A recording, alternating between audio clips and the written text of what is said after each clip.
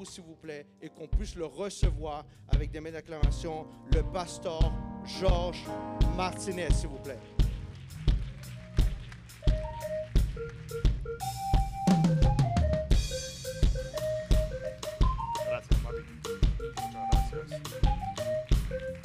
Merci beaucoup.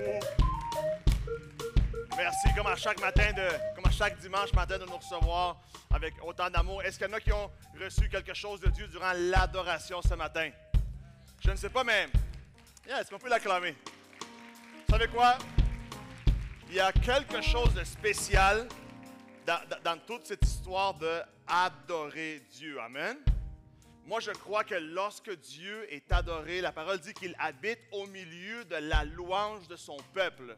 Est-ce qu'il y a des personnes ici qui se considèrent des enfants, des filles de Dieu? Hey, lorsqu'on adore notre Père Céleste, la Bible dit qu'il est là. Amen. Qu'il habite au milieu de la présence, de l'adoration de son peuple. Des fois, il y a des personnes, ils me disent, je ne sais pas si vous êtes déjà senti comme ça, « Ah, je ne sens pas la présence de Dieu, je ne sens pas ci, je ne sens pas ça. » Je ne sais pas, mais la Bible ne dit pas qu'on va le sentir. La Bible dit qu'il va être là. Et quand tu veux avoir la garantie que Dieu est là, prends le temps de l'adorer un peu. Prends le temps de rentrer dans ton Spotify, de mettre worship un peu. Fais ta liste des chansons qui te connectent le plus avec le Seigneur. Et prends juste le temps dans ta vie de le considérer. Je sais qu'il y en a qui aiment ça, Urban Music 2023, Compa Excelente, Salsa Forever, Reggaeton Urbano. Mais tout le monde ici, on devrait tous avoir notre liste de worship life. J'ai une vie d'adoration aussi.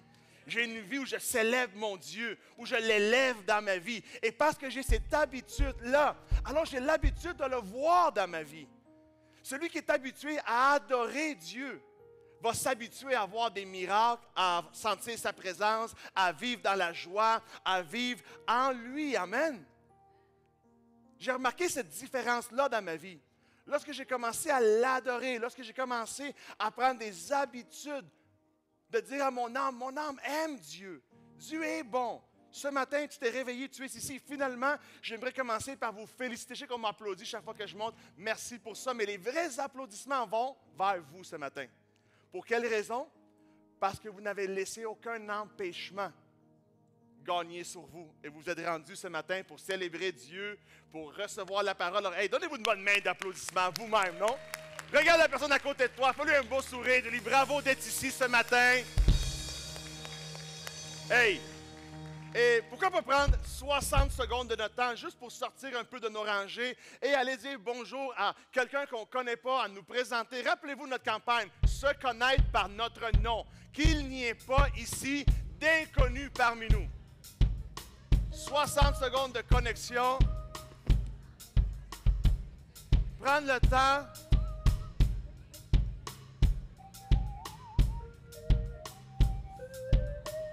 Oh, j'ai pas ces infos-là. J'ai pas les dates, j'ai rien.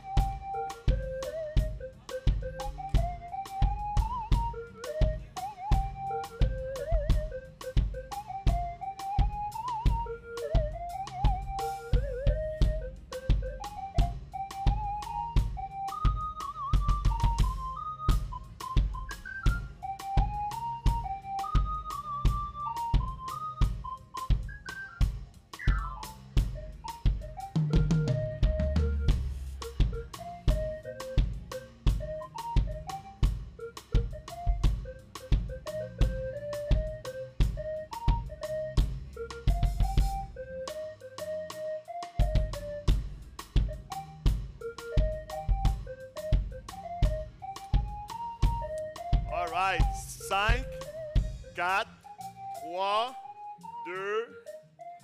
Hey! C'est le fun finalement prendre le temps, non? Hey, il y a un groupe de personnes que je pense aussi méritent toujours nos applaudissements. Je sais qu'on félicite toujours notre équipe de louanges. Merci beaucoup les amis, c'est incroyable ce que vous faites. Mais chaque volontaire de l'Église essentielle, les personnes avec les caméras, les gens en arrière dans l'audio, dans la vidéo, dans la projection, les placiers, les enfants en bas, nos moniteurs d'enfants dans le Essential Kids. Une bonne main d'applaudissements pour nos volontaires. C'est grâce à eux que tout ceci peut avoir lieu. Amen. profite pas qu'on est debout pour qu'on puisse faire notre déclaration essentielle. Est-ce qu'il y en a qui savent que dans cette maison-ci, il y a une déclaration essentielle? On ne croit pas en n'importe quoi, on croit à des choses spécifiques. Est-ce qu'on les voit en haut? Allons-y ensemble. 3, 2, 1. Par ma bouche, j'ai la puissance de la vie et de la mort. Je parlerai des paroles de vie et non de mort, de santé et non de maladie, de richesse et non de pauvreté, de bénédiction et non de malédiction. Dans ma bouche, il y a un miracle et le meilleur est à venir aujourd'hui. Amen et amen. Est-ce qu'il y a quelqu'un qui le croit avec moi? Ce matin, lorsque tu vas entendre quelque chose qui sort de ma voix, prends-le comme de la part de Dieu. Prêche avec moi ce matin. Vous savez quelle est la meilleure prédication? C'est celle où vous embarquez. Lorsque tu entends quelque chose et tu dis « Wow, ça c'est bon pour moi », redis-le encore. Si vous me dites de le redire, je vais le répéter. C'est bon? Si tu entends quelque chose qui te touche, prends une note pour que durant la semaine, tu puisses le méditer, tu puisses te concentrer sur ce que Dieu a partagé et tu vas voir des bonnes choses. Et on me demande de vous donner seulement une ou deux annonces de plus. S'il vous plaît. Présentation d'enfants. Présentation d'enfants. Je sais qu'on est dans une ère de multiplication. Les enfants, c'est plein en bas. Il y a quasiment plus de monde en bas qu'en haut. Écoutez, le 30 avril, le 9 avril, c'est Pâques. Le 30 avril, présentation d'enfants essentiels. Amen. Alors, les inscriptions vont commencer. Si ce n'est pas prêt aujourd'hui, ça va être à partir de dimanche prochain. Ne manquez pas de faire partie de quelle bénédiction? La parole de Dieu dit, amenez vers Dieu les enfants. Prions pour lui. Prions pour les parents également. Vous savez quelle est la chose la plus compliquée à faire dans la vie? Moi, j'ai remarqué qu'on fait beaucoup de choses, comme homme, comme femme. Mais je pense qu'un des plus grands défis, et là où on a besoin de plus d'aide de la part de Dieu, c'est que lorsqu'on élève nos enfants. Parce que, mettons, moi j'en ai 3, et je leur dis, il y en a une qui a dit Jésus. Moi j'ai 3 enfants, je leur dis aux 3 la même chose. Les 3 font des choses exactement différentes. Ah, c'est drôle, pareil, non? C'est drôle, tu leur dis la même chose, c'est différent. Puis moi je vois ça, puis je dis, j'ai besoin de l'aide de Dieu. J'ai besoin de prière. Alors, quelle bénédiction de pouvoir célébrer premièrement la vie de ces enfants-là et par la suite de pouvoir prier pour les parents et voir des bonnes choses. Ensuite, il va y avoir une sortie aussi. Y a-t-il des fans de volleyball ici? Y a-t-il des fans de volleyball? Sérieusement, une des choses que j'aime chez Essentiel, moi, c'est les sorties en communauté où on peut aller jouer, s'amuser ensemble. Pas seulement se réunir le dimanche, mais faire un peu de vie ensemble. Est-ce qu'il y en a qui ne sont pas bons au volleyball? Il y en a qui ne sont pas bons. Je vois la main de ceux qui ne sont pas bons au volleyball. Joignez-vous à une bonne équipe. Ça ne paraîtra pas. Mettez-vous au milieu, ça ne paraîtra pas. Quelqu'un va venir vous secourir, OK? Mais faites partie invitez vos amis, faites-vous une équipe. Et il y a une sortie à la cabane à sucre qui s'en vient aussi. Est-ce qu'il y a le bec sucré ici? Il y a la cabane à sucre essentielle qui s'en vient. S'il vous plaît, chaque personne ici, vous devez participer une fois au moins d'une sortie, une cabane à sucre. Intégrez-vous au Québec. OK? Tout le monde devrait profiter de ça. C'est une belle expérience à avoir. Et rappelle-toi d'une dernière chose que je vais te dire. Lorsque tu vas entendre quelque chose aujourd'hui, saisis-le pour toi. Dis pas, ça c'est pour mon voisin, ça c'est pour mon ami. Ah, j'aurais aimé. Tu sais, vous arrivez des fois, vous dites, j'aurais aimé que mon ami soit là. Il n'est pas venu, lui, il a manqué. Mais toi, tu es là. Profite-en au maximum. Dieu va partager des bonnes choses. Vous allez voir, moi, je suis simplement le messager, mais je pense que Dieu a un bon message pour vous aujourd'hui qui va vous amener à un autre niveau. Jésus a dit à ses disciples, lorsque vous arrivez à quelque part, dites-leur que la paix soit avec vous. Et si la famille reçoit la paix, alors la paix va s'installer. Mais si personne ne la reçoit, que cette paix-là revienne vers vous et partez. La parole de Dieu, c'est la même chose. Si la parole de Dieu est lancée et elle est reçue, alors elle va rester chez vous, elle va s'établir et elle va produire des bienfaits. Mais si elle n'est pas reçue, elle va revenir vers moi. Moi, je vais partir avec, béni. Moi, là, je veux partir vite d'ici un matin. Je veux partir d'ici, je veux donner le maximum de Dieu et que vous soyez remplis. Êtes-vous prêts? Amen. Seigneur, ce matin, nous remettons ce service entre tes mains, ce message, et que tu puisses, Seigneur, faire des choses glorieuses au milieu de nous, que chaque personne puisse expérimenter ta présence. Amen et amen. Est-ce qu'on peut donner une bonne main d'applaudissement et on peut prendre place et nous préparer à recevoir le message? J'aimerais partager ce matin à partir de 1 Samuel chapitre 30. 1 Samuel chapitre 30 et on va lire certains versets, saisissez l'histoire avec moi et ensuite on va voir qu'est-ce que Dieu veut sortir de là. Dans le 1 Samuel 30 verset 1, ça dit « Lorsque David arriva, le 3e jour à Ziklag avec ses gens, les Amalécites avaient fait une invasion dans le Midi et à Ziklag, ils avaient détruit et brûlé Ziklag. Après avoir fait prisonnier les femmes et tous ceux qui s'y trouvaient, petits et grands, ils n'avaient tué personne, mais ils avaient tout amené et s'étaient remis en route. David et ses gens arrivèrent à la ville, et voici, elle était complètement brûlée. Les femmes, les fils et leurs filles avaient été amenés captifs. Alors David et le peuple qui était avec lui élevèrent la voix et pleurèrent jusqu'à ce qu'ils n'eurent plus de force pour pleurer. Le verset 6 dit, David fut dans une grande angoisse car le peuple parlait de le lapider. Parce que tous avaient de l'amertume dans l'âme, chacun à cause de ses fils et de ses filles. Mais David reprit courage en s'appuyant sur l'Éternel, son Dieu. Et au verset 8, ça dit, « Et David consultant l'Éternel en disant, « Poursuivrai-je cette troupe? L'atteindrai-je? » L'Éternel lui répondit, « Poursuis, car tu l'atteindras et tu ramèneras tout. » Dis avec moi, « Et tu ramèneras tout. » Le verset 16 dit, « Il lui servit ainsi de guide, et voici les Amalécites étaient répandus sur toute la contrée, mangeant, buvant et dansant, à cause du grand butin qu'ils avaient enlevé du pays des Philistins, du pays de Juda. David les bâtit depuis l'aube du jour jusqu'au soir du lendemain, et aucun d'eux n'échappa, excepté 400 jeunes hommes qui montèrent sur des chameaux et s'enfuirent. Et David ramena tout. Dis avec moi, ramena tout. Tout ce que les Amalécites avaient pris, et il délivra aussi ses 2 femmes. Dis avec moi, juste une femme. J'ai le droit d'avoir une femme. Une femme. Il y a des gens qui veulent être bibliques. Soyez contextuels à la place, OK?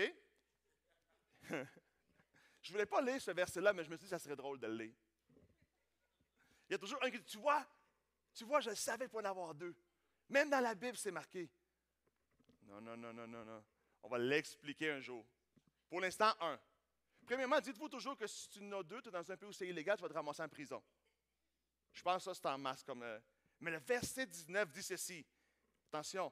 Il ne le manqua personne, ni petit, ni grand, ni fils, ni fille, ni aucune chose du butin, de rien de ce qu'on leur avait enlevé. David ramena tout. David ramena quoi? Il ramena quoi? David ramena tout au verset 8, au verset 18, au verset 19. Ça dit, et il ramena tout.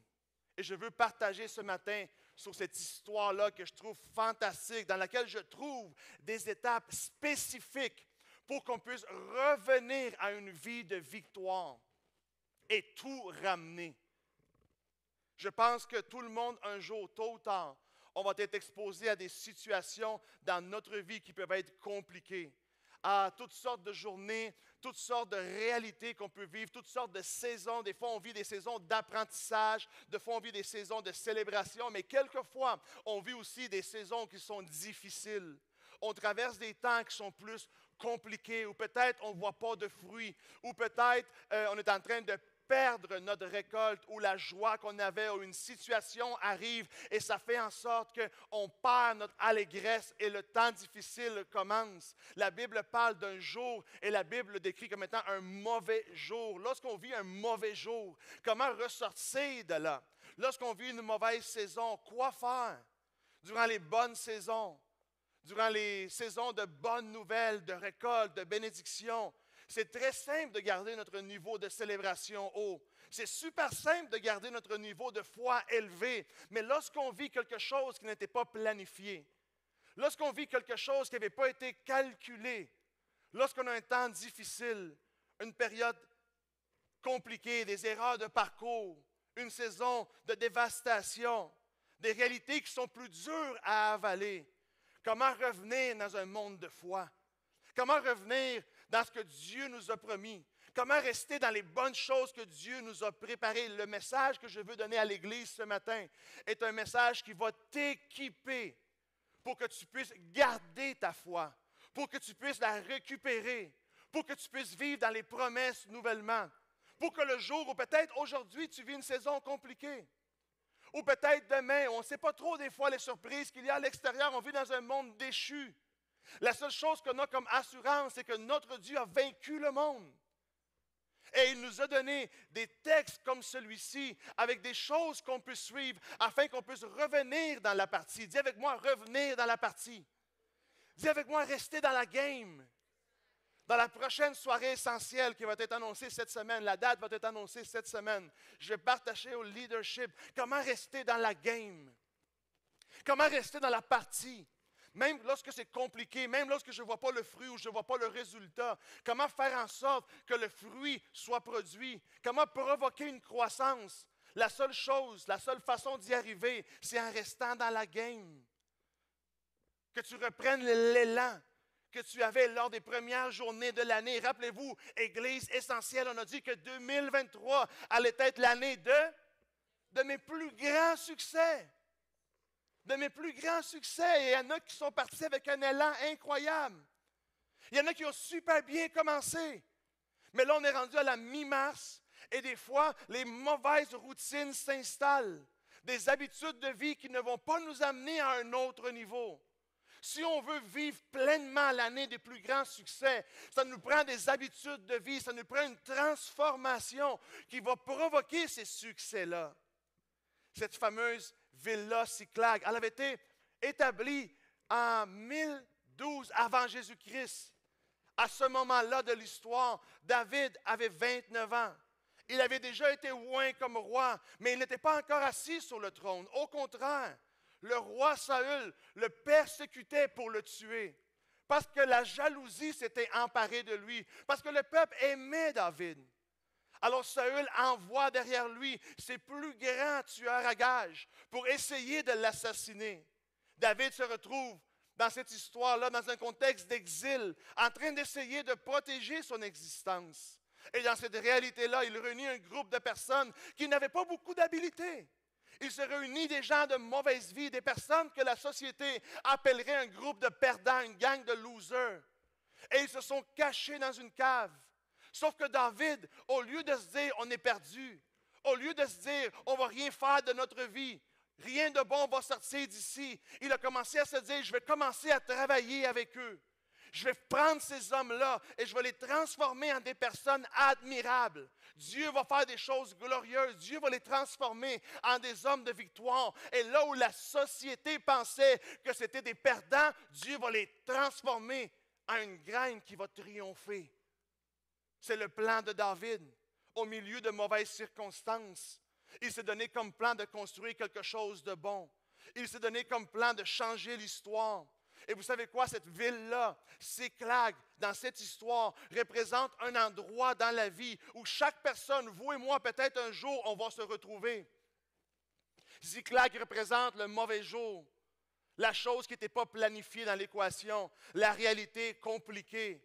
Mais la vérité est que Cyclag est simplement un entre-deux.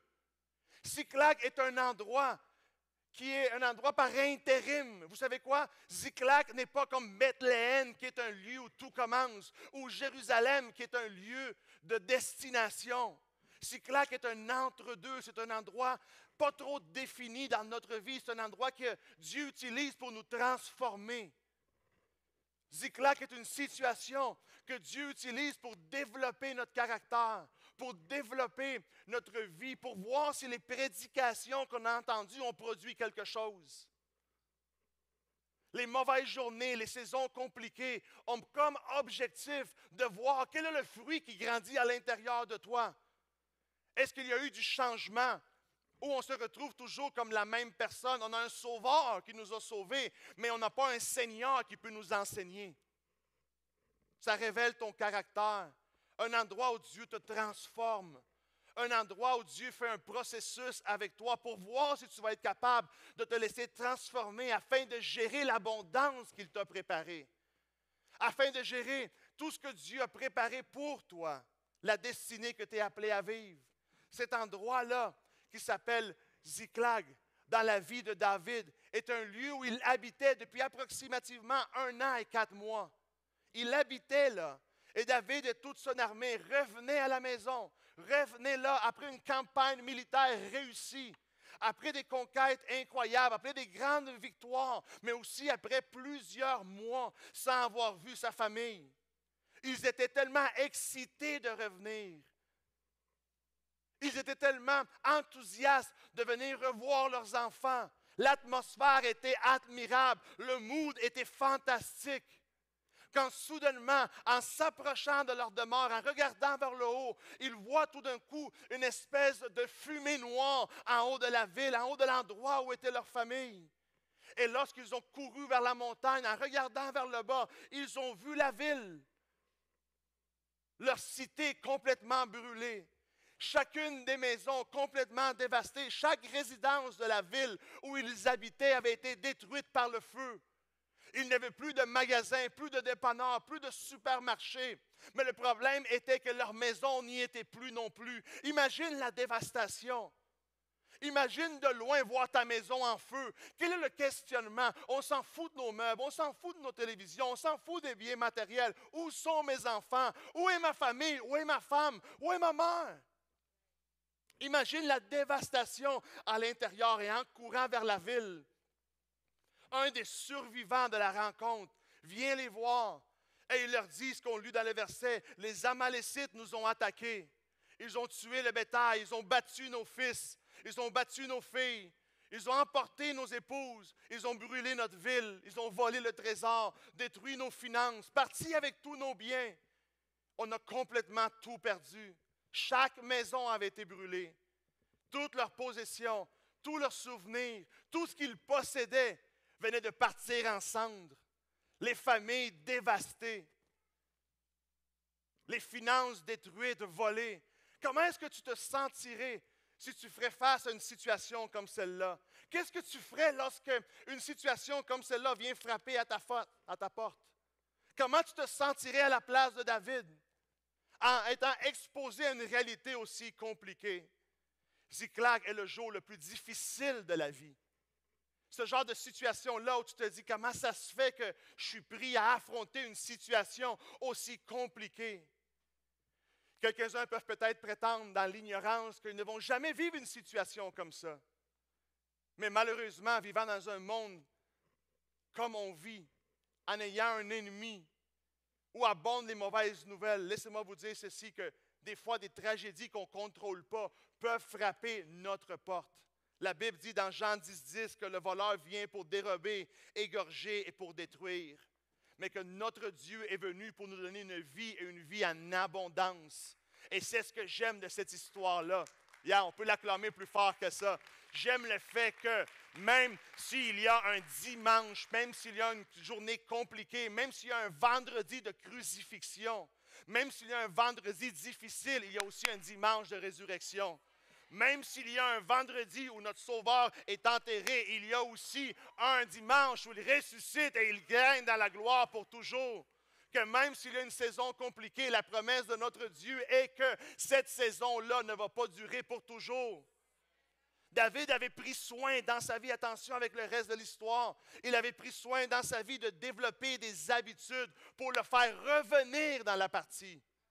Il avait pris soin de développer des habitudes pour l'aider à récupérer les choses qu'il pourrait perdre. Des choses pratiques que si vous et moi, aujourd'hui, on peut rentrer dans notre banque d'équipement, d'outils à utiliser, la victoire va toujours être garantie. C'est dommage d'avoir des personnes qui ont des combats simples à affronter, mais vu qu'ils n'ont pas les outils, ils perdent. On a une promesse de victoire, mais entre notre réalité et la victoire, au milieu de tout ça, il y a un enseignement où il y a des choses qu'on doit appliquer dans notre vie. Quand tu vis des réalités inattendues, quand il y a un ralentissement dans ton plan, quelle est la première chose que je vois que David a fait? La première chose que David a fait, la Bible dit, il a pleuré. David a pleuré.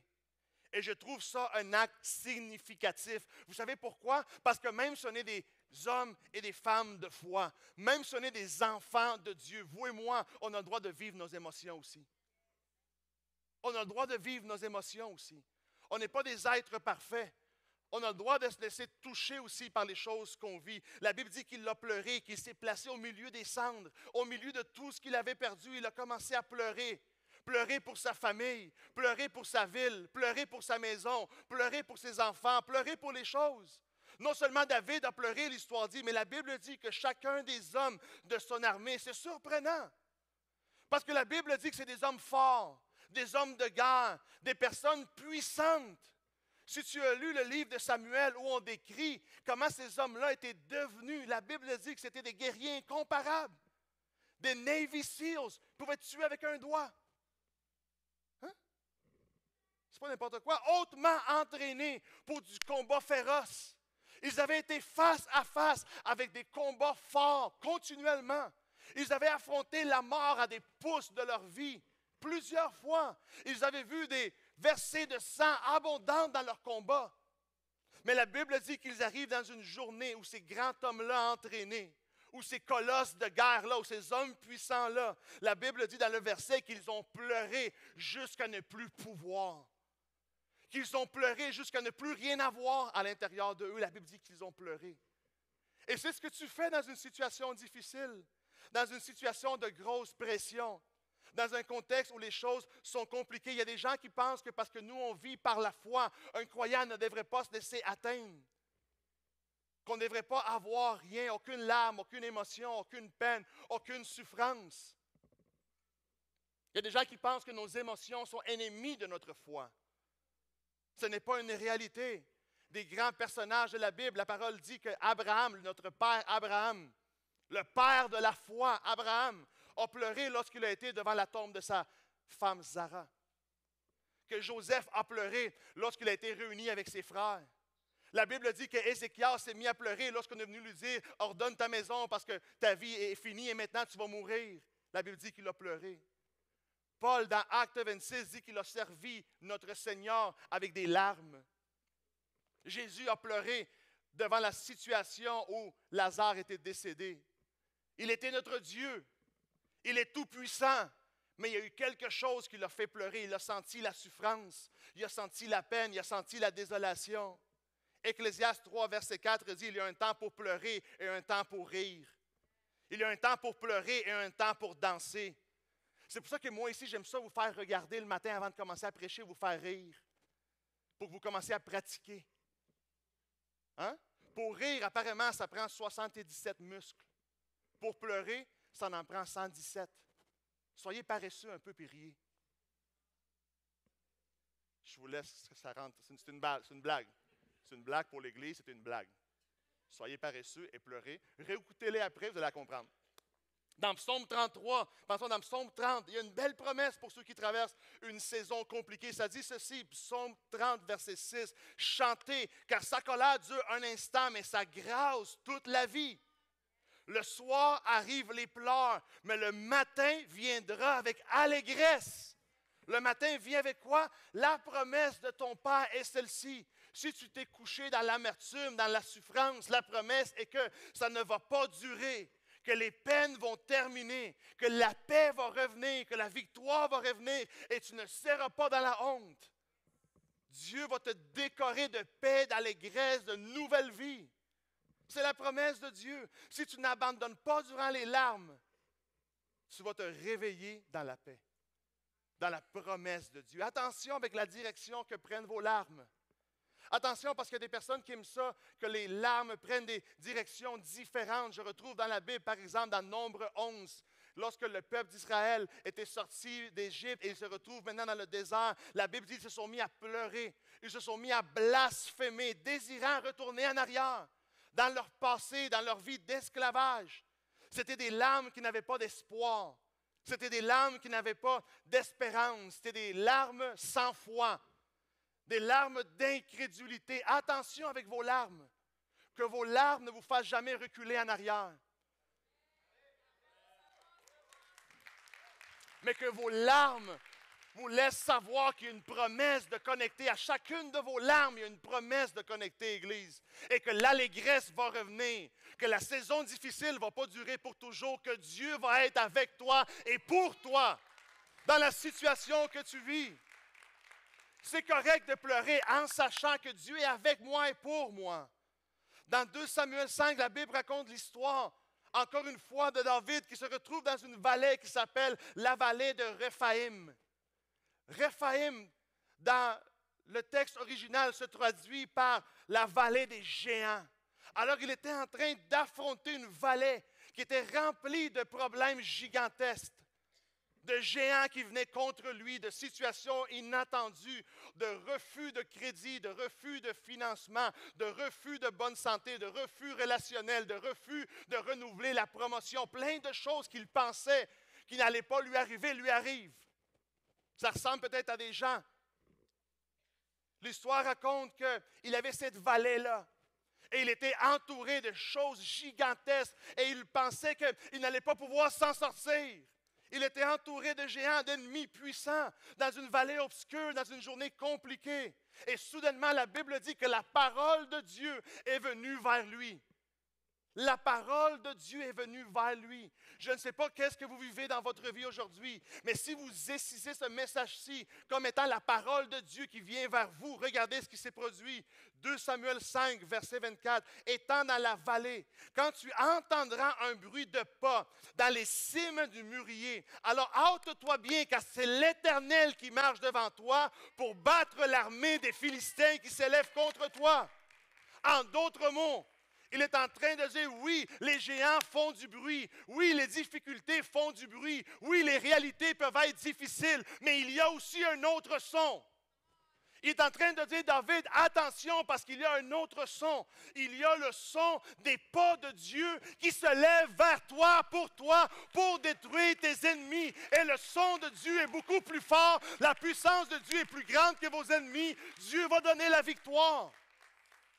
Dieu a donné la victoire dans cette vallée-là, dans cette journée compliquée, où c'était difficile, impossible à vaincre. Dieu s'est manifesté, et parce que David l'a entendu, il a reçu le miracle. Si tu réussis à entendre la voix du Saint-Esprit, si tu réussis à entendre la parole de Dieu, si tu n'abandonnes pas dans la vallée des pleurs, il va y avoir un son dans ta vie. Il va y avoir une voix à l'intérieur de toi qui va commencer à crier « Tiens bon mon amour, tiens bon mon enfant, tiens bon mon fils. Dieu est avec toi, ton Père céleste est plus fort que n'importe qui vient contre toi. Et la victoire s'en vient, la solution est en route. N'abandonne pas parce que demain est une journée de paix, de bénédiction et de victoire pour toi. » C'est ce que la Bible dit. Que Dieu va faire son entrée en scène. Dieu fait son entrée en scène et il va transformer nos larmes en célébration.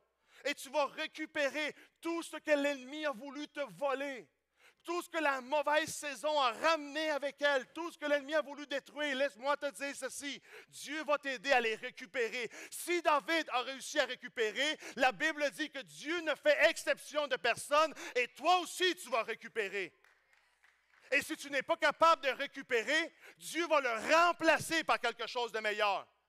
Pardon? Si on ne peut pas récupérer, tu vas le remplacer par quelque chose de meilleur, mais tu ne seras pas dans la honte. Dieu ne te laissera pas dans les pertes, dans la difficulté. Il va le remplacer par quelque chose de meilleur. Le point est simple, il va y avoir une saison de joie dans ta vie.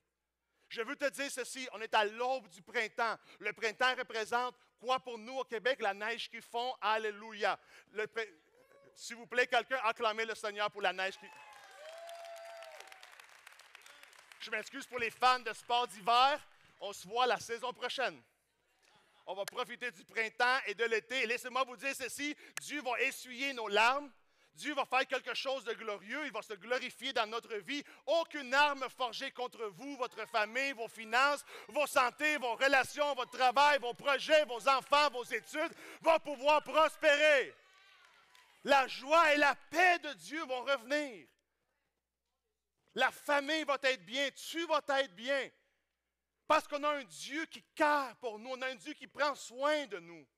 Ne laisse pas que tes larmes te conquièrent vers le bas. Ne laisse pas que tes souffrances gagnent sur toi. Dieu a un plan pour chacune des situations. Amen. Dis avec moi, Dieu a un plan. Au nom de Jésus.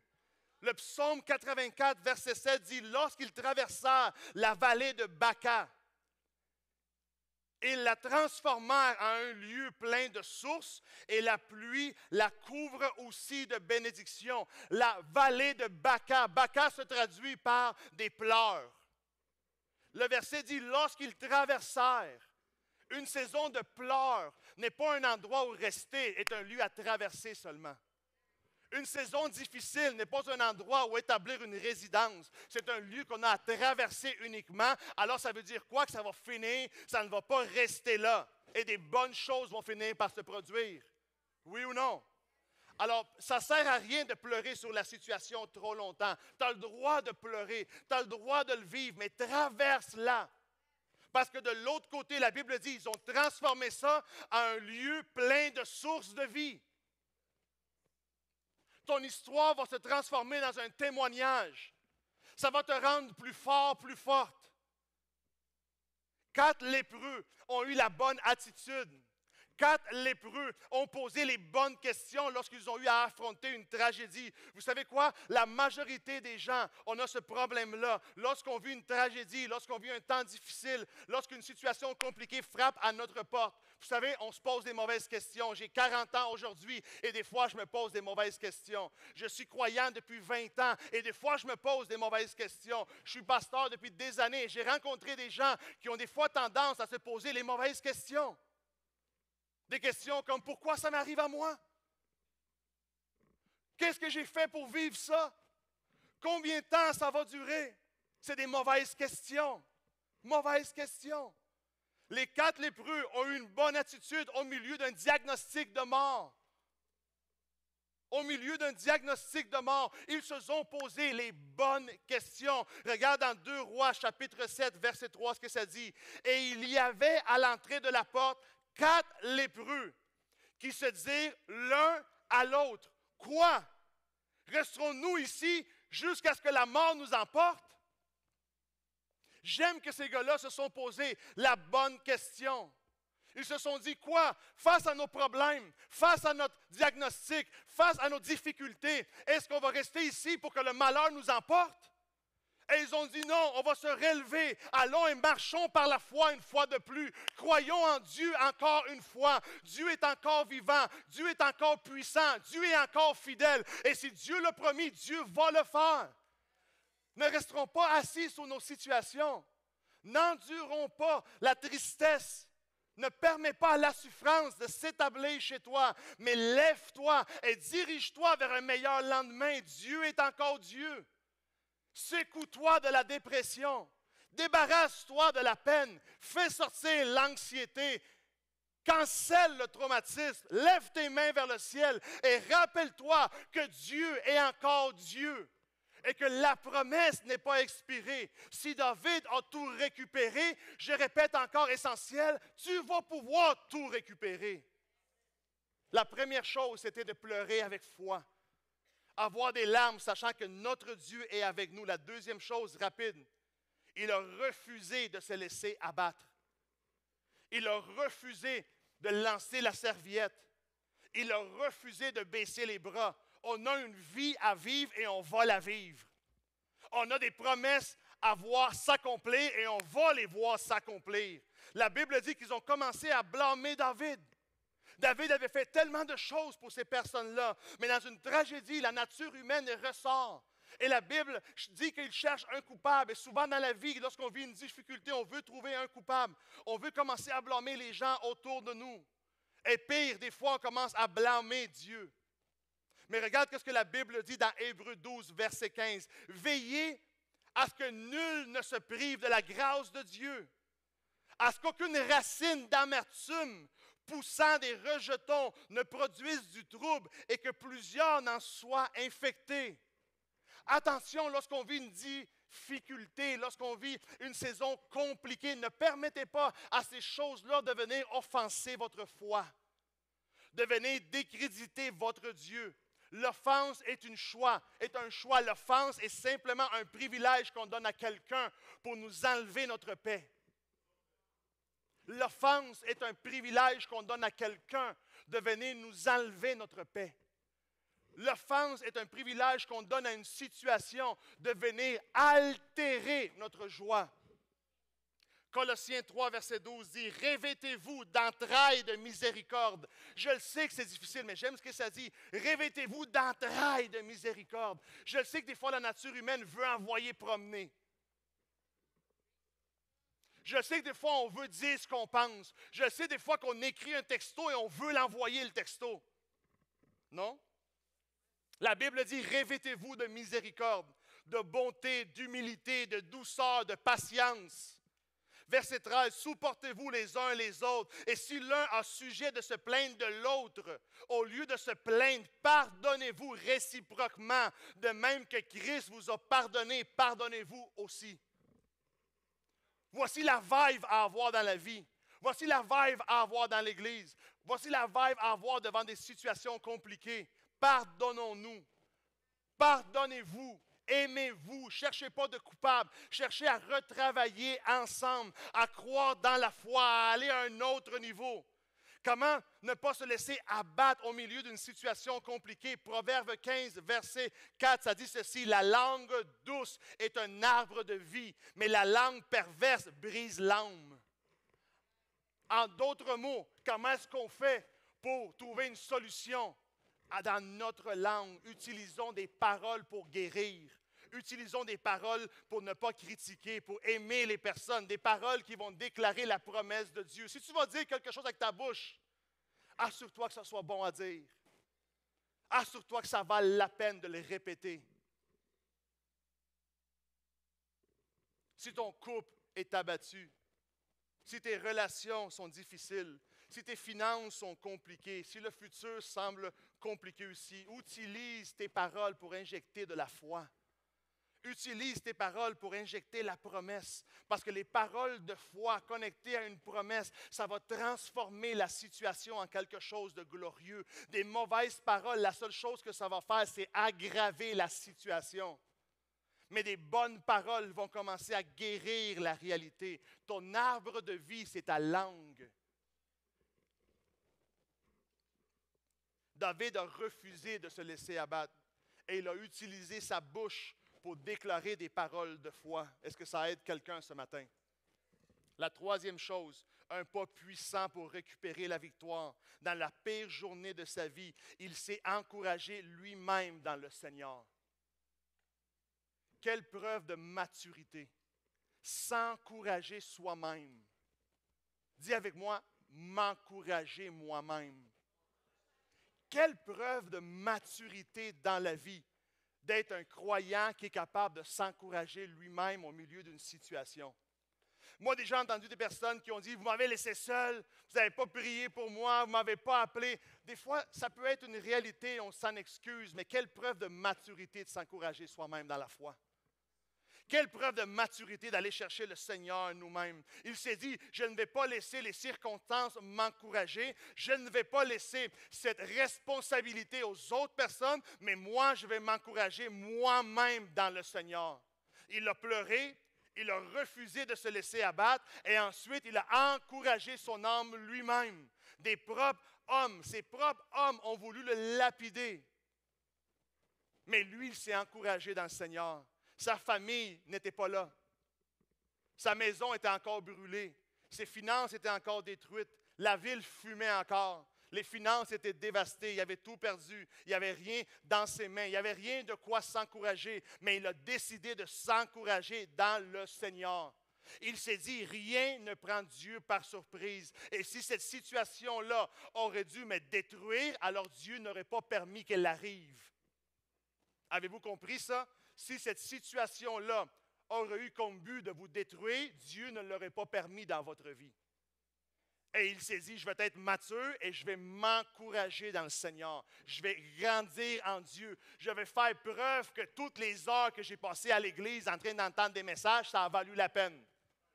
Ça a valu la peine les messages du pasteur. Ça a valu la peine le temps d'adoration. Ça m'a fortifié. Maintenant que c'est le temps de lever une situation, j'ai des muscles spirituels à l'intérieur de moi pour passer à travers. Je suis un croyant équipé par Dieu. Je ne suis pas un croyant fanfaron. Je ne suis pas un croyant weird. Je suis un croyant équipé par Dieu. Ce que Dieu m'a transmis comme message, ça n'est pas tombé dans l'oreille d'un sot, mais j'ai grandi là-dedans. David s'est relevé au milieu de ses cendres. Il n'a pas attendu d'être dans la victoire, il a agi par la foi. La foi, c'est la ferme assurance que les bonnes choses vont arriver. Au milieu de ses cendres, il s'est levé et il s'est dit, je vais aller tout récupérer, je vais aller tout chercher. Ce que j'ai perdu, Dieu est avec moi et Dieu est pour moi. Quand la tragédie frappe à la porte, quand il y a une perte d'emploi, une mauvaise nouvelle, une des traductions dit qu'il a focalisé sur la grandeur de son Dieu. Ce que nous venons de lire dit qu'il a décidé de s'encourager dans le Seigneur. Un autre texte dit qu'il a focalisé sur la grandeur de Dieu, sur la puissance de Dieu, sur la fidélité de Dieu, sur combien Dieu ne l'a jamais laissé tomber. Dans Actes 26, verset 2, Paul dit ceci, « Je m'estime heureux. Je m'estime de vivre heureux. J'ai décidé de vivre dans la joie. J'ai décidé de vivre dans les bonnes choses. » Une autre traduction dit, « J'ai choisi la joie de Dieu comme ma source émotionnelle principale. » Quoi? La Bible dit que Paul a choisi la joie de Dieu comme sa source émotionnelle principale. Dis « wow » au moins. Si tu ne vas pas applaudir, dis « wow ». Hein? Choisir la joie de Dieu comme ma source émotionnelle principale. Ça veut dire que ma source émotionnelle, ce n'est pas basé sur combien d'argent il y a dans mon compte. Ce n'est pas basé sur mon chèque de paye. Ce n'est pas basé sur mon titre au travail. Ce n'est pas basé sur comment vont les choses à la maison. Ce n'est pas basé sur ma santé. Ce n'est pas basé sur les gens autour de moi. Non, ma source de joie principale, c'est la joie de Dieu en moi. C'est la paix de Dieu à l'intérieur de moi. C'est les choses que Dieu fait en moi. Ce n'est pas de vivre par la crainte, par la peur, par la désolation, mais par une joie incomparable. Peu importe la situation que je dois affronter, encourage-toi dans le Seigneur. Il est encore tout puissant. Il est encore tout fidèle. Il est encore avec toi et pour toi. Amen. Quatrième et dernière chose, est-ce que j'ai encore une minute? Ma femme dit juste une. Quelque chose de glorieux que David a fait, c'est qu'il a consulté Dieu. Dis avec moi, consulter Dieu. Est-ce que je devrais continuer à croire, Seigneur, ou est-ce que je devrais abandonner ce rêve-là? Lorsqu'il a consulté Dieu, la Bible dit qu'il a reçu une parole. La Bible dit qu'il a reçu une vision interne de victoire absolue. De quoi? Une vision de défaite? Non, une vision de victoire absolue. Rien n'avait encore changé. Tout était encore brûlé. La famille était encore kidnappée. Mais lui, à l'intérieur de lui, maintenant, il se retrouvait avec une vision de la part de Dieu. Et une vision qui disait victoire absolue. Les deux mots pour une parole de Dieu dans la Bible, c'est le mot logos. Quand tu reçois une parole logos, le logos, qu'est-ce que c'est? C'est la parole écrite de Dieu. C'est l'histoire de Genèse à Apocalypse. Mais il y a aussi un deuxième mot très puissant qu'on appelle la parole Réma. La parole Réma est une parole spécifique de Dieu pour une personne spécifique, dans un moment spécifique. Une parole Réma, ce n'est pas une histoire vague, ce n'est pas une image à peu près. Une parole Réma, tout d'un coup, tu vis une situation et cette parole-là, elle vient, elle donne un sens, elle donne une direction, elle donne une solution. C'est comme si Dieu t'aurait envoyé un texto hyper clair de quelles sont les étapes à suivre et tu vas arriver à une solution. C'est ça que David a reçu. Il n'a pas reçu une parole logos. Il a reçu une parole Réma, quelque chose de clair de la part de Dieu. Avec moi, Église, lorsque tu invoques Dieu, Dieu répond clairement. Dieu n'est pas un Dieu vague. Dieu n'est pas un Dieu hard to get, difficile à trouver. La Bible dit, invoque-moi et vous me trouverez. Et je vous montrerai. La Bible ne dit pas, invoque-moi, tu vas me trouver et je vais te faire attendre. La Bible dit, invoque-moi, je vais me manifester et je vais te montrer quelque chose. Et c'est ce que David a eu. Les maisons étaient encore brûlées. La famille était partie. La situation dévastatrice. Mais au milieu de cette circonstance-là, il a cherché une parole de Dieu. Il a cherché un réma, une vision spécifique, quelque chose de clair, que Dieu s'en mêle. Pour une situation spécifique, ça prend une solution spécifique. Pour une situation vraie, ça prend un Dieu vrai. Pour une situation réelle, ça prend un Dieu réel. Et le Dieu de la Bible est le Dieu réel. Jésus-Christ a dit, je suis le chemin, je suis la vérité, je suis la vie. Personne ne se rend de l'autre côté sans passer par moi. Une parole réma, maintenant pour nous. Ça va nous aider à nous élever. Quand tu reçois une parole de Dieu, maintenant, it's on you. C'est à toi, qu'est-ce que tu vas faire avec? D'un coup que Dieu t'a parlé, que Dieu t'a enseigné, que Dieu t'a montré, qu'est-ce que tu vas faire avec ce que Dieu te montre? C'est à toi maintenant de passer à l'action et aller chercher tout ce que Dieu a pour toi. Dans Job 39, 29, ça dit, des sommets des monts, l'aigle épie sa proie et il plonge au loin les regards. La Bible compare le croyant rempli du Saint-Esprit à un aigle qui a une vision, qui peut voir au loin l'arrivée des promesses, qu'il peut voir au loin ce que Dieu a promis. Les aigles peuvent voir d'à partir d'où est-ce qu'ils sont, ils peuvent voir vers où ils s'en vont. Les croyants, quand on a une parole réma de la part de Dieu, c'est le miracle. À partir de ma situation, à partir de ma réalité, je suis maintenant capable de voir ma nouvelle destinée. C'est comme ça que Dieu le voit. Mais des fois, on a des croyants qui sont trop Mac-Poulet. Yeah. On a des croyants qui sont des Mac-Poulet. Dieu nous appelle à avoir une vision d'aigle, à voir loin, à voir au large. Et nous, on est comme des poulets. Dans nos situations, c'est difficile, c'est compliqué. Seigneur, je ne suis pas capable de me sortir. Seigneur, aide-moi. Non, non, non. Pleurer, reculer, douter, incrédulité, complications, mensonges, mauvaises paroles, mauvaises actions. On est des Mac-Poulets au lieu de vivre comme un aigle. Vivons comme des aigles. Ayons une vision pour nos victoires. Ayons une parole réma, une photo claire à l'intérieur de moi, de ma destinée, de l'endroit où je me dirige, de qu'est-ce que Dieu m'a promis, de qu'est-ce que Dieu m'a préparé. 7 fois dans la Bible, Dieu demande, qu'est-ce que tu vois? 7 fois dans la Bible, qu'est-ce que tu vois? Qu'est-ce que tu vois? Parce que moi, je peux te le prêcher toute la journée, mais si tu ne vois rien, rien ne va se produire.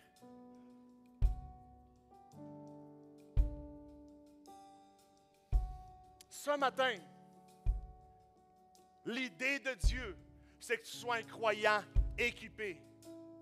Un croyant qui est capable de rester dans la victoire. Et au milieu d'une désolation, rebondir dans ta destinée et rester. Amen. Est-ce qu'il y en a qui ont reçu ou appris quelque chose ce matin? Donnons-lui une bonne main d'applaudissement. Je pense que Dieu veut faire des choses incroyables avec vous, Église. Êtes-vous avec moi ou non? Êtes-vous avec moi ou non? Est-ce que Dieu veut faire des choses incroyables? Dieu veut faire des choses, mais est-ce qu'il peut les faire? 7 fois, qu'est-ce que tu vois? Qu'est-ce que tu vois? À partir de ce message, à partir de cette situation que tu vis aujourd'hui, c'est quoi que tu vois? Est-ce que tu regardes vers le bas ou tu es capable de regarder au loin le son que Dieu s'amène? Le son que Dieu s'amène, Leslie. Le son que Dieu s'amène. David, au milieu de la vallée gigantesque, il a entendu le son de Dieu. Est-ce qu'on peut entendre le son de Dieu ce matin? Est-ce que quelqu'un qui entend le son du ciel? La solution venait. Le Dieu, le roi des rois, s'est levé de son trône et combat pour toi.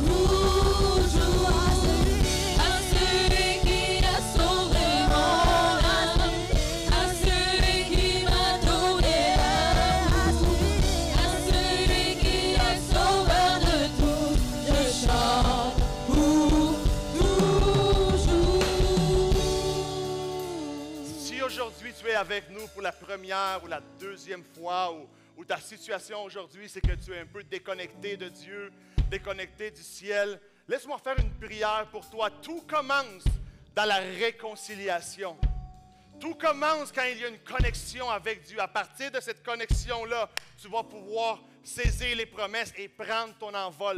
Et c'est très, très simple. À travers une simple prière, tu peux effacer la distance qu'il existe entre toi et Dieu.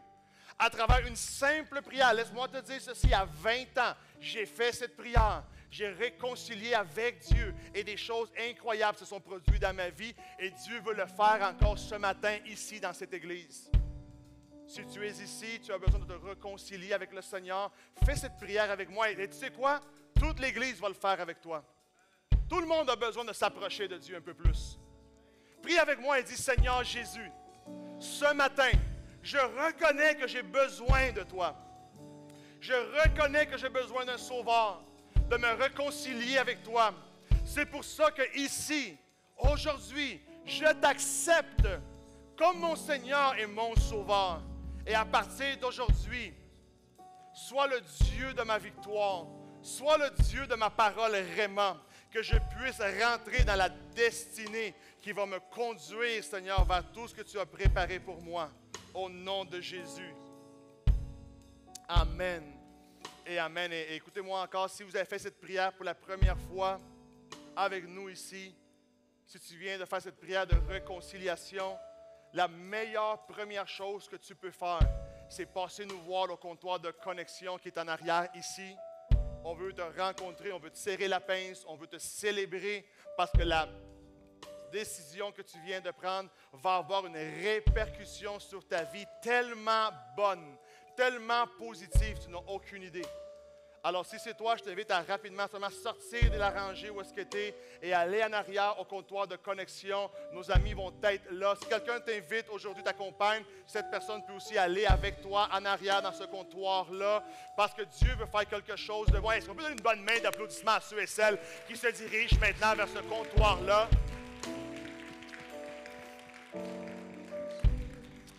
David est reparti en arrière de ses ennemis. Il les a rattrapés dans le chemin. Il leur a payé une sale raclée. Dieu lui a donné la victoire. Dieu avait miraculeusement préservé chaque être humain.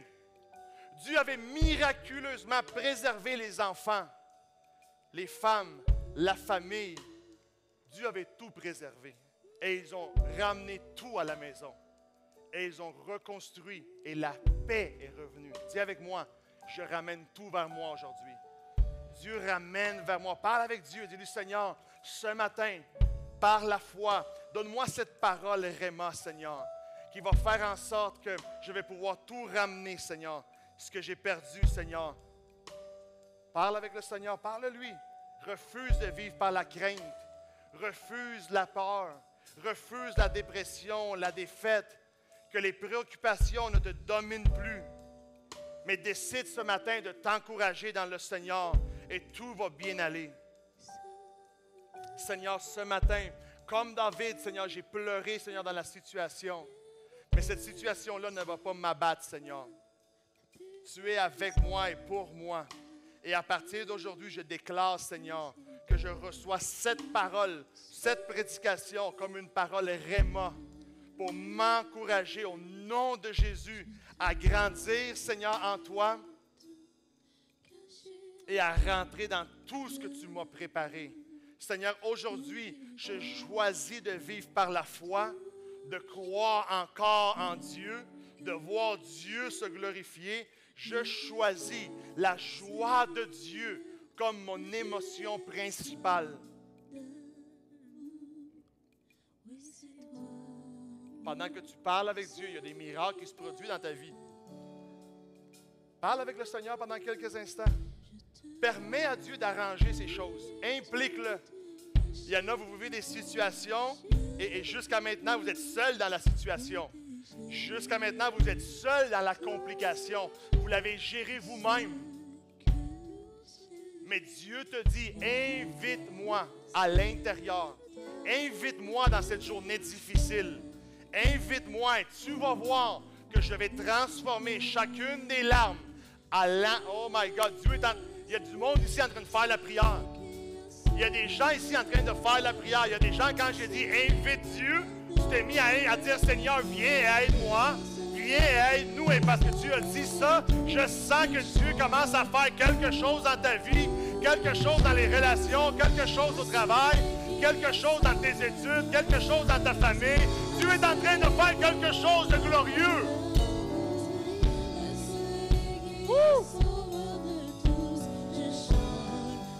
S'il y a des gens dans cette salle qui parlent en langue, parlez un peu en d'autres langues. Que le Saint-Esprit puisse cesser maintenant. Le Saint-Esprit veut cesser maintenant cette situation-là et la canceller maintenant.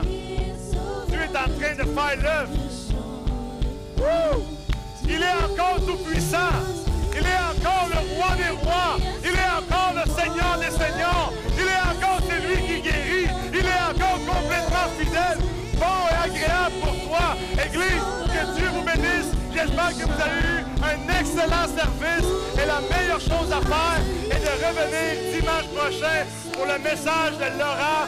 Guys, est-ce qu'on peut acclamer le Seigneur bien fort? Bonne semaine à tous. God bless you all.